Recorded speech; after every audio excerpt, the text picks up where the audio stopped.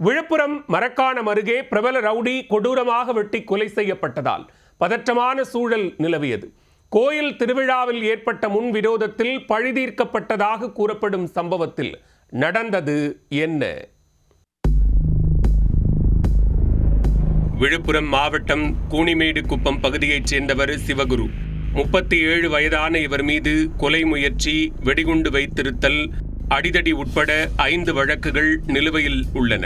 இந்நிலையில் சனிக்கிழமை இரவில் கீழ்புத்துப்பட்டு அடுத்த கங்கை நகர் பகுதியில் உள்ள அடர்ந்த காட்டுப் பகுதியில் சிவகுரு மது குடிக்கச் சென்றுள்ளார். மாதேஸ்வரன் மற்றும் சரவணன் ஆகியோரும் அவருடன் கூட்டு சேர்ந்துள்ளனர். மதுபோதை தலைக்கேறிய நிலையில் சிவகுரு போதை மயக்கத்தில் தெளிவு இல்லாமல் இருந்துள்ளார்.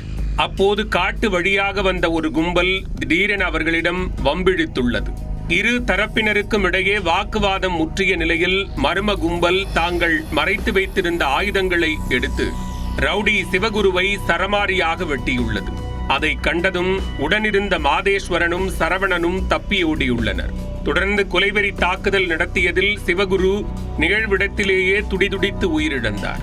தகவல் அறிந்து சம்பவ இடத்திற்கு வந்த கோட்டக்குப்பம் காவல்துறையினர் அங்கு விரைந்து சென்றனர். பின்னர் உடலை கைப்பற்றி உடற்கூராய்வுக்காக மருத்துவமனைக்கு அனுப்பி வைத்தனர். அப்பகுதியில் தடயங்களை சேகரித்து கொலையாளிகளை பிடிக்க தீவிர விசாரணை மேற்கொண்டனர். முதற்கட்ட விசாரணையில் முன்விரோதம் காரணமாக ரவுடி கொலை செய்யப்பட்டிருக்கலாம் என கூறப்பட்டது. அண்மையில் கூனிமேடு கடற்கரையில் மாசி மக திருவிழா நடைபெற்றது. அதில் சாமி ஊர்வலத்தின் போது சிவகுரு தரப்பினருக்கும் அதே பகுதியைச் சேர்ந்த மற்றொரு தரப்பினருக்கும் இடையே தகராறு ஏற்பட்டுள்ளது. இது தொடர்பாக மரக்காணம் காவல்துறையினர் விசாரணை நடத்தி வந்தனர். அத்துடன் இரு தரப்பினரையும் அழைத்து எச்சரித்து அனுப்பியுள்ளனர். எனவே மாசிமக தீர்த்தவாரியில் நடந்த தகராறில் ஏற்பட்ட முன்விரோதத்தால் சிவகுருவை எதிர்த்தரப்பைச் சேர்ந்தவர்கள் கொலை செய்தார்களா அல்லது வேறு ஏதேனும் காரணமா என்று விசாரணையை தீவிரப்படுத்தியுள்ளனர்.